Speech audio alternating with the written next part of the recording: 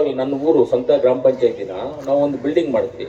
2 ಎಕರೆ ಜಾಗಗೆ compound ಮಾಡಿದ್ವಿ. ನಾನು MLA ಇದ್ದಾಗ 2 ಎಕರೆ ಜಾಗಗೆ ಕಾಂಪೌಂಡ್ ಮಾಡಿ ಅದ್ರ ಒಳಗಡೆನೆ ಆ ಗ್ರಾಮ ಪಂಚಾಯತಿ ಹೆಡ್ ಕ್ವಾರ್ಟರ್ ಊರಿಗೆ ಹಮ್ಲಿಕಲ್ಗೆ ವಾಟರ್ ಟ್ಯಾಂಕ್ ಮಾಡಿದ್ವಿ. ಅದರೊಳಗಡೆನೆ ಹಾಸ್ಪಿಟಲ್ ಮಾಡಿದ್ವಿ. ಅದರೊಳಗಡೆನೆ ವೆಟನರಿ ಹಾಸ್ಪಿಟಲ್ ಮಾಡಿದ್ವಿ. ಅದರೊಳಗಡೆನೆ ಆಯುರ್ವೇದಿಕ್ ಹಾಸ್ಪಿಟಲ್ ಮಾಡಿದ್ವಿ.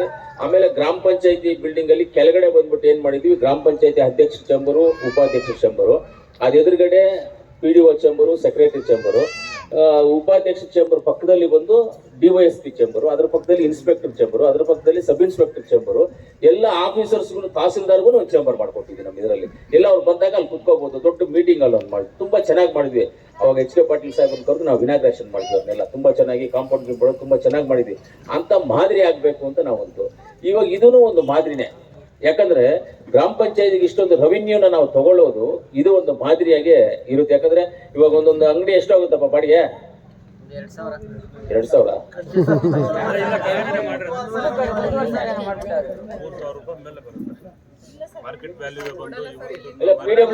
ಇಷ್ಟೊಂದು ಬಾಡಿಗೆ ಬರುತ್ತೆ, ನಿಮ್ಗೆ ರೆವಿನ್ಯೂ ಆಗುತ್ತೆ. ಖಂಡಿತವಾಗ್ಲೂ ಒಂದು ಒಳ್ಳೆ ಕೆಲಸ ಮಾಡಿದ್ದೀರಾ.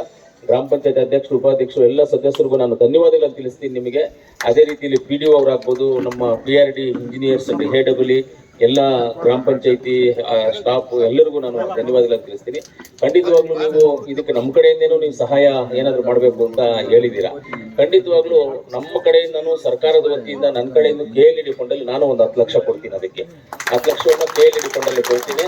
ಆ 10 ಲಕ್ಷ ಪ್ರಾವಜನ ಇಲ್ಲ, 5 ಲಕ್ಷ ಕೊಡಕ್ ಪ್ರಾವಜನ ಇರೋದೇ 5 ಲಕ್ಷ. 5 ಲಕ್ಷ 4,95,000 ಪ್ರಾವಜನ ಇರೋದು, 5 ಲಕ್ಷನೂ ಇಲ್ಲ. ಏನಪ್ಪ ಬೈದ ಬರ ಕರೆಕ್ಟ್ ಇಲ್ವಾ? 4,95,000ನೇ ನೀವು ಕೊಡುವಾಗೂ ಹಂಗೆ ಕೊಡೋದು. ಇವಾಗ ನಾವು 5 ಲಕ್ಷ ಕೊಟ್ಟರು ಅವ್ರ ಎಸ್ಟಿಮೇಟ್ ಅಲ್ಲಿ ಏನ್ ಮಾಡಿದ್ರೆ 4,90,000 95,000 ಬರೆಯೋದು. ಪ್ರಾವಿಜನ್ ಇರೋದು ಅಷ್ಟೇ. ಅದೇ ಆ ರೀತಿ ನಾನು ಹಂತವಾಗಿ 2 ಹಂತವಾಗಿ 5 ಲಕ್ಷ 10 ಲಕ್ಷವನ್ನು ಕೊಡ್ತೀನಿ. ಇಲ್ಲ ಅಷ್ಟು ಕೊಡೋದು ಪ್ರಾವಜನ ಇಲ್ಲ ಬಿಡು.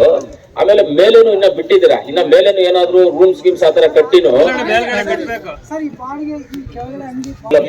ಮುಜರಾಯಿಂದಾನೆ ಸ್ವಲ್ಪ ಅಮೌಂಟ್ ಕೊಡಿಸಿ ಇದಕ್ಕೆ ಏನಾದ್ರು ಮಾಡಿ ಮೇಲೆ ರೂಮ್ಸ್ ತರ ಮಾಡಿ ಒಂದು ಬೋರ್ಗಿರ್ ಹಾಕಿ ನೀರ್ ಫೆಸಿಲಿಟೀಸ್ ಮಾಡಿ ಬಂದವ್ರು ಸ್ಟೇ ಮಾಡೋ ತರ ಒಂದು ಚಿಕ್ಕದಾಗಿ ರೂಮ್ಸ್, ಒಂದು toilet, attach toilet, room 2 bed, single bed 2 bed ಹಾಕಿದ್ರೆ ಯಾರಾದ್ರು ಬಂದವ್ರು ಮಲ್ಗೋದಕ್ಕೆ ಅದನ್ನ ಯಾರೋ ಒಬ್ರು ಮೇಂಟೆನೆನ್ಸ್ ಕೊಟ್ಬಿಟ್ರೆ ಅವರೇ ಮೇಂಟೈನ್ ಮಾಡಿ ತಿಂಗಳಿಗೆ ಇಷ್ಟೊಂದು ಬಾಡಿಗೆ ಕಟ್ಕೊಂಡು ಹೋಗ್ತಾರೆ, ಅವ್ರು ನಡ್ಸ್ಕೊಂಡು ಹೋಗ್ತಾರೆ. ಈ ರೀತಿಲೂ ನಾವು ಮಾಡ್ಕೋಬಹುದು. ಒಳ್ಳೆ ಅವಕಾಶವನ್ನ ಗ್ರಾಮ ಪಂಚಾಯತಿಗೆ ಒಳ್ಳೆ ಆಸ್ತಿಯನ್ನು ಮಾಡಿದೀರಾ. ಅದರಿಂದ ಗ್ರಾಮ ಪಂಚಾಯತಿ ಅಭಿವೃದ್ಧಿ ಆಗ್ಬೇಕಂತ ಹೇಳಿದ್ರೆ ಗ್ರಾಮ ಪಂಚಾಯತಿ ಅಧ್ಯಕ್ಷರು, ಉಪಾಧ್ಯಕ್ಷರು ಅವರು ಒಂದು ಕೈಗುಣ ಯಾವ ರೀತಿ ಇರುತ್ತೆ ಅದನ್ನ ನಡ್ಕೊಂಡು ಹೋಗ್ತಾ ಇರುತ್ತೆ. ಆದ್ರೆ ನೀವು ಅಧ್ಯಕ್ಷರು, ಉಪಾಧ್ಯಕ್ಷರು ಇಬ್ರು ನೀವು ಒಳ್ಳೆ ಕೈಗುಣ ಇದೆ ನಿಮ್ಮ ಅವಧಿನಲ್ಲಿ ಇಲ್ಲಾಗಿದೆ. ಎಲ್ಲ ಗ್ರಾಮ ಪಂಚಾಯತಿ ಸದಸ್ಯರು ನಿಮ್ಮ ಟೀಮ್ ಎಲ್ಲ ಇರೋದ್ರಿಂದ ನೀವು ಇದರಲ್ಲಿ ಜಯವಾಗಿದೆ ನಿಮ್ಗೆ ಅಂತ ಹೇಳ್ತಾ ನಾನು ಅದಕ್ಕೆ ಮಾಡ್ತೀನಿ. ಅದು ಬಿಟ್ಟು ಇನ್ನ ಮಾಡೋದಕ್ಕೆ ಅವಕಾಶಗಳಿದಾವೆ. ಅದು ಯಾಕಂದ್ರೆ ನಾವು ಇರೋದನ್ನ ನಾವು ಸುಳ್ಳು ಹೇಳ್ಬಾರ್ದು. ಏನಾದ್ರು ಹೇಳಿದಾಗ ಕರೆಕ್ಟ್. ಯಾಕಂದ್ರೆ ಇದು ಸ್ಥಿತಿ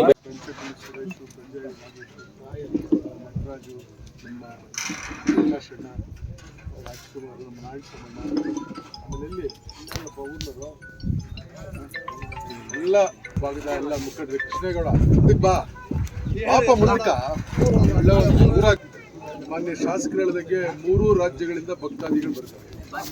ಕರ್ನಾಟಕ, ತಮಿಳುನಾಡು ಮತ್ತು ಆಂಧ್ರ ಪ್ರದೇಶ. ವಿಶೇಷವಾಗಿ ಕೋಲಾರ, ಚಿಕ್ಕಬಳ್ಳಾಪುರ, ಬೆಂಗಳೂರು ಗ್ರಾಮಾಂತರ, ಬೆಂಗಳೂರು ನಗರ ಮತ್ತು ತಮಿಳುನಾಡಿನ ಕೃಷ್ಣಗಿರಿ ಜಿಲ್ಲೆ ಮತ್ತು ಈ ಚಿತ್ತೂರು ಜಿಲ್ಲೆಯ ಭಾಗದಿಂದ ಹೆಚ್ಚು ಭಕ್ತಾದಿಗಳು ಇಲ್ಲಿಗೆ ಬರ್ತಕ್ಕಂಥದ್ದು, ಇಲ್ಲಿ ಬಂದು ದ್ಯಾವರ ಮಾಡ್ತಕ್ಕಂಥದ್ದು ಸಂಪ್ರದಾಯ. ಬಹುಶಃ ಪ್ರತಿ ವರ್ಷ ದ್ಯಾವರ ಮಾಡೋಂಥ ಸಂದರ್ಭದಲ್ಲಿ ಇಲ್ಲಿ ಸಾವಿರಾರು ಜನ, ಒಂದು ದಿವಸಕ್ಕೆ 10,000 20,000 ಜನ ಬಂದಿರತಕ್ಕಂಥ ಉದಾಹರಣೆಗಳು ಕೂಡ ಇದ್ದಾವೆ. ಆದರೆ ಸಾಕಷ್ಟು ಅನುಕೂಲತೆಗಳು ಇಲ್ಲಿರಲಿಲ್ಲ.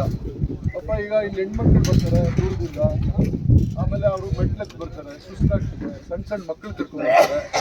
ಮಕ್ಕಳೇನೋ ಸ್ವಲ್ಪ ಅಕಸ್ಮಾತು ಏನೋ ಸಣ್ಣ ಪುಟ್ಟ ಇದು ಮಾಡ್ಕೊಳ್ತಾರೆ, ಕ್ಲೀನ್ ಮಾಡೋಕ್ಕೆ ಜಾಗ ಇರಲಿಲ್ಲ ಅಥವಾ ರೆಸ್ಟ್ ತೊಗೊಳಕ್ಕೆ ಜಾಗ ಇರಲಿಲ್ಲ, ಮಕ್ಕಳಿಗೆ ಹಾಲು ಉಣಿಸ್ಬೇಕು, ಅದಕ್ಕೆಲ್ಲದೂ ಕೂಡ ಮುಚ್ಚರಾಗ್ತಕ್ಕಂಥ ವಾತಾವರಣ ಇಲ್ಲಿತ್ತು. ಅದಕ್ಕಾಗಿ ಇಲ್ಲಿ ಈ ಭಾಗದ ನಮ್ಮೆಲ್ಲ ಮುಖಂಡರು ಇಲ್ಲೊಂದು ಮಹಿಳೆಯರಿಗೊಂದು ವಿಶ್ರಾಂತಿ ಗೃಹ ಕಟ್ಟಿಸ್ಕೊಡ್ಬೇಕು ಅಂತ ಹೇಳಿದಾಗ ನಾನು ನನ್ನ ಅನುದಾನದಲ್ಲಿ ಸುಮಾರು 25 ಲಕ್ಷ ಈಗಾಗಲೇ ಮಂಜೂರಾಗಿದೆ.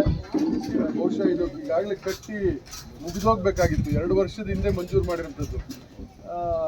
ಇದಕ್ಕೆ ಇನ್ನೂ 5 ಲಕ್ಷ ಬೇಕು ಅಂತ 30 ಲಕ್ಷ ವೆಚ್ಚದಲ್ಲಿ ಎಸ್ಟಿಮೇಟ್ ಮಾಡಿದ್ದೀವಿ ಸರ್, ನೀವು 25 ಲಕ್ಷ ಕೊಟ್ಟಿದ್ದೀವಿ ಅಂದರು. ಇನ್ನೂ 5 ಲಕ್ಷ ಕೂಡ ನನ್ನ ಅನುದಾನದಲ್ಲೇ ಕೊಡ್ತೀನಿ.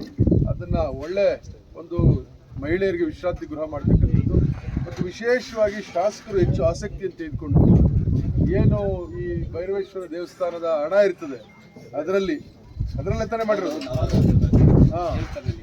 ದೇವಸ್ಥಾನದ ಹಣದಲ್ಲಿ ಇವತ್ತು 95 ಲಕ್ಷ ವೆಚ್ಚದಲ್ಲಿ ಅನ್ನದಾಸೋಹ ಒಂದು ಭವನವನ್ನು ಕಟ್ಟಡವನ್ನು ನಿರ್ಮಾಣ ಮಾಡ್ತಕ್ಕಂಥದ್ದಕ್ಕೆ ಮತ್ತು ಮುಡಿ ಕೊಡ್ತಕ್ಕಂಥದ್ದಕ್ಕೆ ಇಲ್ಲಿ ಮೇಲ್ಗಡೆ ಇದೆ ಮುಡಿ ಕೊಡೋಕ್ಕೆ. ಅಲ್ಲಿ ಬಹಳ ಇಕ್ಕಟ್ಟಿನ ಜಾಗ, ಅಲ್ಲಿ ಹೋಗೋದಕ್ಕೆ ಬರೋದಕ್ಕೆ ಎಲ್ಲ ಕೂಡ ತೊಂದರೆ ಆಗ್ತಾ ಇತ್ತು. ಹಾಗಾಗಿ ಇಲ್ಲಿ ಬರ್ತಕ್ಕಂಥ ಭಕ್ತಾದಿಗಳು ಕೂಡ ಹೇಳಿದ್ರು ಭಾಳ ತೊಂದರೆ ಆಗ್ತಾ ಇತ್ತು. ಅದಕ್ಕೆ ಕೂಡ ಇವತ್ತು 15 ಲಕ್ಷ ಮುಡಿ ಕಟ್ಟೆ ನಿರ್ಮಾಣ ಅಂತ ಹೇಳಿ ಅದು ಕೂಡ ನಿರ್ಮಾಣ ಮಾಡ್ತಾ ಇದ್ದೀವಿ. ಇನ್ನೂ ಕೂಡ ಹೆಚ್ಚು ನಿರ್ಮಾಣ ಮಾಡ್ತಕ್ಕಂಥ ಒಂದು ಆಸಕ್ತಿ ಮತ್ತು ಒಂದು ಗುರಿ ನಾವೆಲ್ಲ ಶಾಸಕರು ನಾವೆಲ್ಲ ಇಟ್ಕೊಂಡಿದ್ವಿ. ನಿನ್ನೆ ದಿವಸ ಈ ವಿಚಾರನ ನಾನು ನಮ್ಮ ಸಕಲೇಶ್ವರ್ಗೆ ತಿಳಿಸಿದೆ, ಸೂರ್ಯನಹಳ್ಳಿ ನಮ್ಮ ಸಕಲೇಶ್ವರ್ಗೆ. ಅವರು ಕೂಡ ಇಲ್ಲ ಸರ್, ನಾನು ಈ ದೇವಸ್ಥಾನಕ್ಕೆ ಏನಾದರೂ ಮಾಡಬೇಕು ಅಂತಿದ್ದೀನಿ ಅಂತ ಹೇಳ್ತಾರೆ. ಅವರೇ ಹೇಳಿ, ಅವ್ರ ಬಾಯಲ್ಲಿ, ನಾವು ಹೇಳೋದು ಬೇಡ. ಹಾಗಾಗಿ ಅವ್ರಿಗೂ ಕೂಡ ಇಲ್ಲ ನೀವು ಹೇಳ್ಬೇಕು. ಈಗ ಅವ್ರು ಏನು ಹೇಳಿದ್ರು ಅಂದರೆ, ನಿನ್ನೆ ಇಲ್ಲಿ ಒಂದು ಮಹಿಳೆಯರಿಗೆ ವಿಶ್ರಾಂತಿ ಗೃಹ ಗುದ್ದಿ ಪೂಜೆ ಮಾಡ್ತಾ ಇದ್ವಿ, ಮತ್ತೆ ಒಂದು ಅನ್ನದಾಸೋಹ ಭವನ ಗುದ್ದಿ ಪೂಜೆ ಮಾಡ್ತಾ ಇದ್ವಿ. ಸಕಲೇಶ್ ನೀವು ಕೂಡ ಬರಬೇಕು, ಯಾಕಂದ್ರೆ ಸಕಲೇಶ್ ಅವ್ರ ಊರವರೇ ಇಲ್ಲಿ ಅರ್ಚಕರು, ಸುಂದರಹಳ್ಳಿ ಅವರು ಇಲ್ಲ ಅರ್ಚಕರಲ್ಲ, ಬರಬೇಕು ಅಂತ ಸಕಲೇಶ್ವರ ಊರವರು ಅವರಪ್ಪ, ಸುಂದರಹಳ್ಳಿಯವರವರೇ ಸಕಲೇಶ್ವರ ಊರವ್ರೆ, ಎಲ್ಲರೂ ತಕರಾರು ಮಾಡೋದು ಅವ್ರ ಊರಿನವ್ರು ಇದ್ದಾರೆ, ನೀವು ಬನ್ನಿ ಅಂತ ರಿಕ್ವೆಸ್ಟ್ ಮಾಡಿದೆ. ಅದಕ್ಕೆ ಏನೀಗ ಪಾರ್ಕಿಂಗ್ ಏರಿಯಾ ಇದೆ, ಎಂಟೈರ್ ಪಾರ್ಕಿಂಗ್ ಏರಿಯಾಗೆ ಎಂಟೈರ್ ಪಾರ್ಕಿಂಗ್ ಏರಿಯಾಗೆ ಶೀಟ್ಸ್ ಹಾಕ್ಕೊಡ್ತೀವಿ ಅಂತ ಹೇಳಿದ್ದಾರೆ. ಅವ್ರ ಸ್ವಂತ ಹಣದಿಂದ.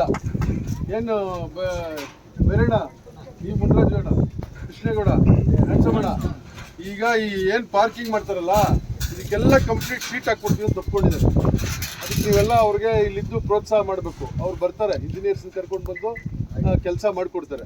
ಹಾಗಾಗಿ ದೇವರು ಅವ್ರಿಗೆ ಒಳ್ಳೆ ಆಯುಷು, ಆರೋಗ್ಯ, ಐಶ್ವರ್ಯ ಎಲ್ಲ, ಬ್ರೇಕ್ಫಾಸ್ಟ್ ಈಗಾಗಲೇ ಎಲ್ಲ ಕೊಟ್ಟಿದ್ದಾರೆ, ಇನ್ನಷ್ಟು ಕೊಡಲಿ ಅಂತೇಳಿ ದೇವರಲ್ಲಿ ಪ್ರಾರ್ಥನೆ ಮಾಡ್ತಾ, ಈ ರೀತಿ ಭಕ್ತಾದಿಗಳು ಇನ್ನೂ ಹೆಚ್ಚು ಮುಂದೆ ಬಂದು ಇಲ್ಲಿ ಆಗ್ತಕ್ಕಂಥ ಒಂದು ಅಭಿವೃದ್ಧಿ ಕಾರ್ಯಗಳಿಗೆ ಕೈ ಜೋಡಿಸಿದ್ರೆ ಇನ್ನಷ್ಟು ಅಭಿವೃದ್ಧಿ ಮಾಡೋದಕ್ಕೆ ಸಾಧ್ಯ ಆಗ್ತದೆ. ಮತ್ತು ಇನ್ನೂ ಕೂಡ ಏನಾದರೂ ಆಗಬೇಕಾಗಿದ್ರೆ ಅದು ಶಾಸಕರ ಗಮನಕ್ಕೆ ತಂದರೆ ಮುಂದಿನ ದಿವಸಗಳಲ್ಲಿ ಅದು ಕೂಡ ಮಾಡೋಣ ಅಂತ ಹೇಳ್ತಾ, ಇವತ್ತು ಈ ಒಂದು ಏನು ಕಟ್ಟಡ ನಿರ್ಮಾಣದ ಜವಾಬ್ದಾರಿಯನ್ನು ಹೊತ್ಕೊಂಡಿದ್ದಾರೆ ನಿರ್ಮಿತಿ ಕೇಂದ್ರದವರು, ಒಳ್ಳೆ ಕ್ವಾಲಿಟಿ ಮಾಡಬೇಕು, ಕ್ವಾಲಿಟಿಯಲ್ಲಿ ಯಾವುದೇ ರಾಜಿ ಇಲ್ಲ.